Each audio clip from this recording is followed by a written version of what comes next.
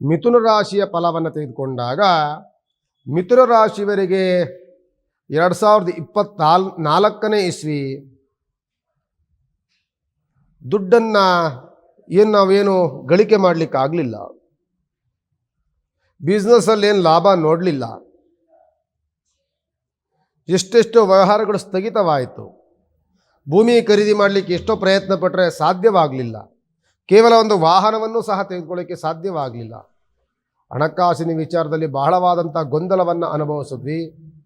ಕೌಟುಂಬಿಕ ವಿಚಾರದಲ್ಲೂ ಸಹ ತೊಂದರೆಗಳನ್ನು ಅನುಭವಿಸಿದಂತಹ ರಾಶಿ ಯಾವುದು ಅಂತ ಅಂದರೆ ಅದು ಮಿಥುನ ರಾಶಿ.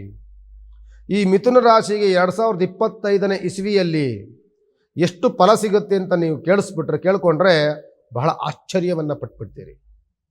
ಯಾಕೆ ಅಂದರೆ ಈ ವರ್ಷ ಮಿಥುನ ರಾಶಿಗೆ ಲಾಭ ಆದಾಯ ಎಷ್ಟು ಅಂತ ಅಂದರೆ 14 ರೂಪಾಯಿ ಆದಾಯ ಇದೆ.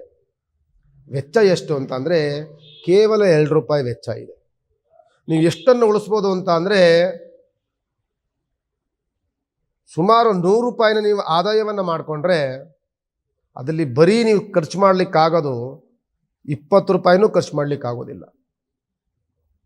ಇನ್ನು ನಿಮ್ಮ ಉಳಿತಾಯ ದೊಡ್ಡ ಮೊತ್ತದ ಉಳಿತಾಯಗಳನ್ನು ತಂದುಕೊಡ್ತಾರೆ ಮಿಥುನ ರಾಶಿ.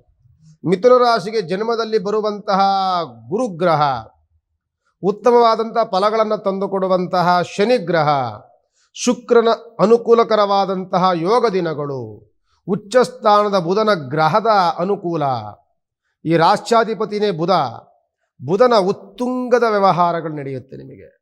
ಈ ಮಿಥುನ ರಾಶಿಯವರು ಯಾರಾದರೂ ಬಿಸ್ನೆಸ್ ಮ್ಯಾನ್ ಇದ್ದರೆ ನಿಮ್ಮನ್ನು ಎಷ್ಟೋ ನೀವು ಹೇಳ್ಬೋದು, ಗುರುಗಳೇ ಹೋದ ವರ್ಷ ನಮಗೆ ಬಿಸ್ನೆಸ್ ಆಗಲಿಲ್ಲ, ಭಾಳ ಸ್ವಲ್ಪ ಸಾಲಗಳನ್ನು ಮಾಡಿಕೊಳ್ಳುವಂಥ ವಾತಾವರಣಗಳು ನಮಗೆ ಸೃಷ್ಟಿಯಾಯಿತು ಅನ್ನುವಂತಹ ಜನಗಳಿದ್ದರೆ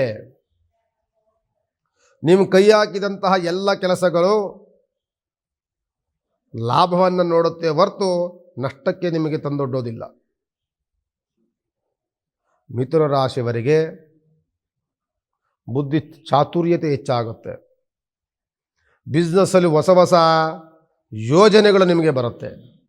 ಹೊಸ ಹೊಸ ಪ್ರಯತ್ನವನ್ನು ಮಾಡ್ತೀರಿ. ರೈತಾಪಿ ವರ್ಗದವರಿಗೆ ಅಂತೂ ಈ ಮಿಥುನ ರಾಶಿಯವರು ಯಾರೇ ಇದ್ದರೆ ನಿಮಗೆ ಉತ್ತಮವಾದಂಥ ಬೆಳೆ ನಿಮಗೆ ಸಿಗುತ್ತೆ. ನಿಮ್ಮ ಕೈಗುಣವೇ ಹಂಗಿರುತ್ತೆ. ನೀವು ಕೈ ಹಾಕಿದಂಥ ಎಲ್ಲ ಕೆಲಸಗಳು ಸಕ್ಸಸ್ ಆಗುವಂಥ ವಾತಾವರಣಗಳು ನಿಮಗೆ ಸೃಷ್ಟಿಯಾಗುತ್ತೆ. ಕೋರ್ಟು ಕಚೇರಿಗಳಿಗೆ ವಾತಾವರಣಗಳು ಅನುಕೂಲಕರವಾಗುತ್ತೆ. ಸರ್ಕಾರಿ ಕೆಲಸಗಳಲ್ಲಿ ಮನ್ನಣೆಗಳು ಸಿಗುತ್ತೆ.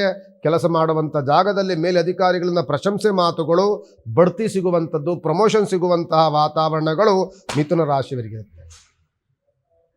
ಮಿಥುನ ರಾಶಿಯವರು ರಾಶಿ ಅಧಿಪತಿಯಾದಂಥವರು ಬುಧಗ್ರಹ, ಈಗ ಯೋಗದಲ್ಲಿರುವಂಥವರು ಗುರುಗ್ರಹ, ಲಾಭವನ್ನು ತಂದುಕೊಡುವಂಥವರು ಬುಧಗ್ರಹ, ಹಣಕಾಸಿನ ಅನುಕೂಲವನ್ನು ಯೋಗ ಫಲವನ್ನು ತಂದುಕೊಡುವಂಥವರು ಶುಕ್ರಗ್ರಹ. ಒಂದಲ್ಲ ಎರಡಲ್ಲ, ಎಲ್ಲ ಯೋಗ ಫಲಗಳು ನಿಮಗೆ ಸಿಗುತ್ತೆ. ಪ್ರಯತ್ನಿಸಿದ ಕೆಲಸಗಳೆಲ್ಲವೂ ಸಕ್ಸಸ್ ಆಗ್ತಾ ಇರುತ್ತೆ. ಅದೇ ರೀತಿಯಾಗಿ ಸ್ವಲ್ಪ ಸಕ್ಸಸ್ ಅನ್ನುವಂಥದ್ದು ತಲೆಗತ್ತಿ ತಲೆ ತಿರುಗುವಂಥ ವಾತಾವರಣ ಬರುತ್ತೆ. ಉಡಾಫಿ ಮಾತುಗಳು ಬರುತ್ತೆ. ಕುಚೇಷ್ಟೆಗಳನ್ನು ಮಾಡಕ್ಕೆ ಹೋಗ್ತೀರಿ. ಅಹಂಕಾರವನ್ನು ಪಡಲಿಕ್ಕೆ ಹೋಗ್ತೀರಿ. ಇದನ್ನು ಕಡಿಮೆ ಮಾಡಿಕೊಡ್ಬೇಕು ಮಿಥುನ ರಾಶಿಯವರು. ನಿಮ್ಮ ಕುಚೇಷ್ಟೆ, ನಿಮ್ಮ ಅತಿಯಾದಂತಹ ದುಂದುವೆಚ್ಚದ ಮನಸ್ಥಿತಿ ಇವೆಲ್ಲವೂ ನಿಮಗೆ ಒಂದು ರೀತಿಯಾದಂಥ ಮುಂದಿನ ದಿನಗಳಲ್ಲಿ ನಷ್ಟಕ್ಕೆ ತರುವಂಥ ವಾತಾವರಣ ತಂದುಕೊಡುತ್ತೆ.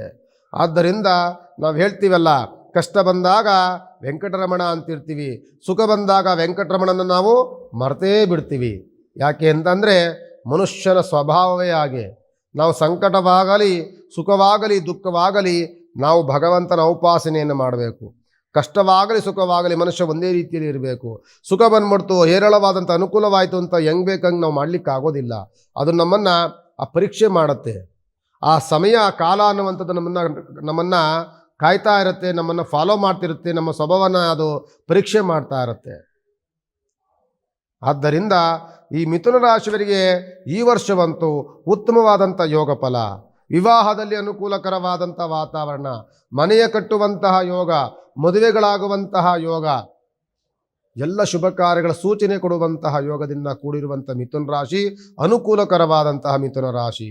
ಆದ್ದರಿಂದ ಈ ಮಿಥುನ ರಾಶಿ ಅಧಿಪತಿಯಾದಂಥವರು ಬುಧಗ್ರಹ ಯೋಗದಲ್ಲಿರುವಂಥವರು ಗುರುಗ್ರಹ ರಾಯರ ಪ್ರಾರ್ಥನೆ ಮಾಡ್ಕೊಳ್ಳಿ, ಮಹಾವಿಷ್ಣುವಿನ ಧ್ಯಾನವನ್ನು ಮಾಡಿ, ಮನೆಯಲ್ಲಿ ಏನಾದರೂ ಒಂದು ಪೂಜೆ ಮಾಡಬೇಕು ಅಂತ ಏನಾದ್ರು ಅಂದ್ಕೊಂಡಿದ್ರೆ ಮಿಥುನ ರಾಶಿಯವರು ಸತ್ಯನಾರಾಯಣ ಪೂಜೆಯನ್ನು ಮಾಡಿಸಿ, ಬಹಳ ಅನುಕೂಲಕರವಾಗಿರುತ್ತೆ.